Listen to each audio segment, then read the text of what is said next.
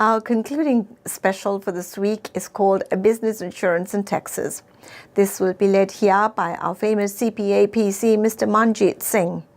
CPA Singh's office is situated in the heart of Falls Church, Virginia. I say with this new tax season, get all the tax tips you possibly can avail, as those tips will certainly be your guidelines in filing taxes this year. Hey folks, good morning. This is Manjit Singh with offices in Falls Church and Ashburn, Virginia. Today I'd like to take a moment and talk to you guys about the new IRS Form 1040. As it was promised in the past, it was going to be a postcard size. Page 1, postcard size, and the back side, page 2.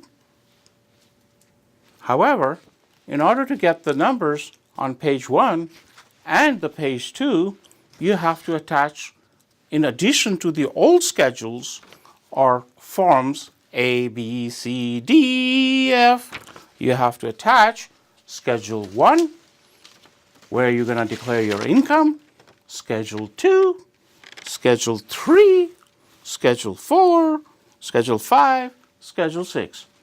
Imagine Schedule 6 is only 3 pages, but it prints only on an 8.5 by 11 size page. So the tax law is simple, very simple, but it's becoming more and more cumbersome to complete it. So let's review what is going to be asked. And for that purpose, I brought, and you guys are familiar with the 1040 page 1 of the old that we've been doing it for so many years. Page 1 and page 1 of the 1040 2018. Very simple. The first part is the same, which is page 1. Your name, address, social security numbers, your number of dependents, and of course the other issues such as, are you filing married filing joint, married filing separate, married filing single, head of household, surviving spouse, etc., etc., etc. And most important, and nobody pays attention to, are you going to contribute $3 to the election campaign? It doesn't come out of your refund, or it doesn't add to your taxes. It's just the government allocates from their general fund to the specific fund for the presidential election. All right, so what's on page 1 then? Just your basic information. On the back side is the income information. What do they want for the income information? Your W-2 information. Very simple, all right?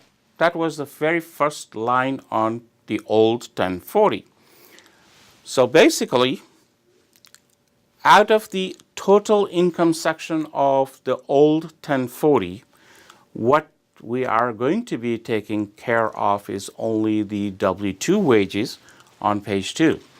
And the other incomes like your dividends, your interest, your refund from the prior year taxes, your pension income, your rental income, your capital gains and other investments, they are all going to be on the new form called Schedule 1.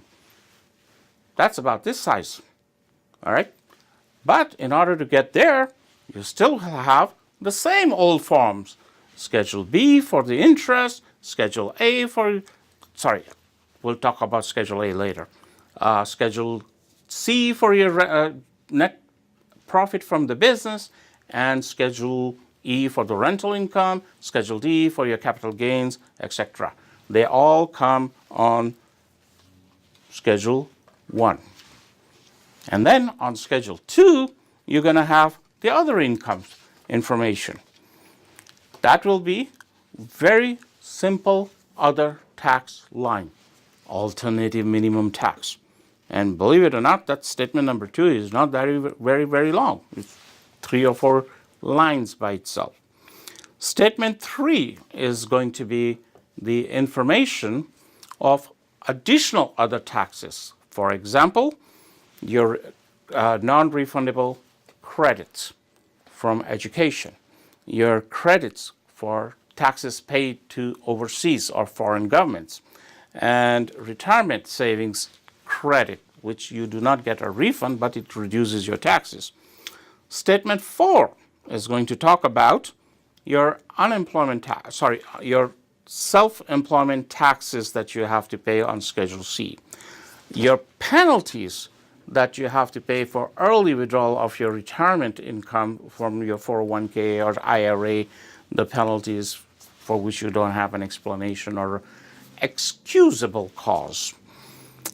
And then finally, we're going to have Statement 5. The federal tax withholding that you have on your W-2 is going to be on page 2 on the back side of the postcard, but for the other information of credits, estimated taxes paid, and the money that you sent with your extension amount will be on statement number 5. Folks, are you confused or you're still with me? Anyway, and then we have statement number 6. What's there in statement number 6? Very simply, are you filing your return from overseas? It wants your foreign address. And if you assign a third-party designee to discuss your tax matter, you will identify that. That statement is, again, only 3 lines. So having said all that, you're going to sign on the back of the new postcard, and luckily you're not going to send it in by mail, the postcard. Hopefully you're going to put it in an envelope to hide your personal information, or you're going to let a preparer do it. Folks, this is Manjit. We'll see you next.